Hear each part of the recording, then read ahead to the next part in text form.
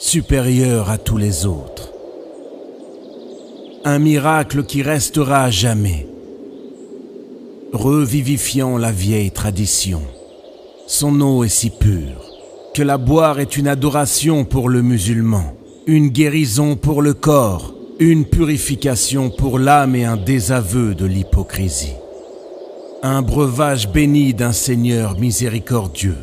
Le prophète, sallallahu alayhi wa sallam, l'a béni encore plus, avec le toucher de ses lèvres.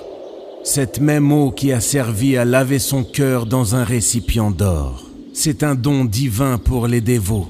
Une eau qui ne s'épuise jamais ni ne se dessèche. La rassasiante. Si vous avez faim, soyez son invité. Celui qui en boit régulièrement ne souffre ni de la faim, ni de la soif. Ô Zamzam, quel puits merveilleux! Un miracle intemporel et éternel. Seulement 21 mètres séparent la Kaaba du puits de Zamzam. L'embouchure du puits se trouve sur la zone de Mataf, parallèlement à la pierre noire. Il possède 2 sources qui alimentent son eau pure.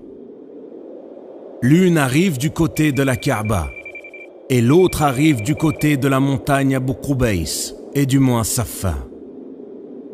Ce puits émérite est toujours propre, sans mousse, ni insectes, ni champignons ou autres contaminants inhabituels de l'eau.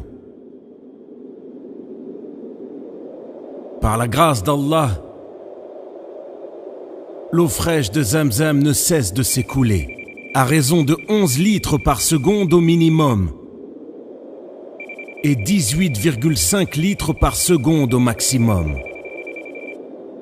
Ce qui est étonnant, c'est que ce puits si prolifique se stabilise autour de la Kaaba, sous une profondeur de 31 mètres seulement. Le voyage de l'eau bénie commence par le pompage de l'eau directement du puits, à l'aide de 2 énormes pompes à eau, fonctionnant en alternance 24 heures sur 24.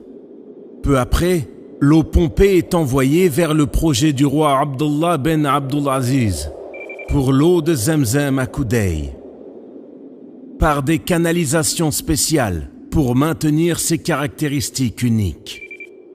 Une eau claire et cristalline est en route vers les cœurs de ceux qui en demandent.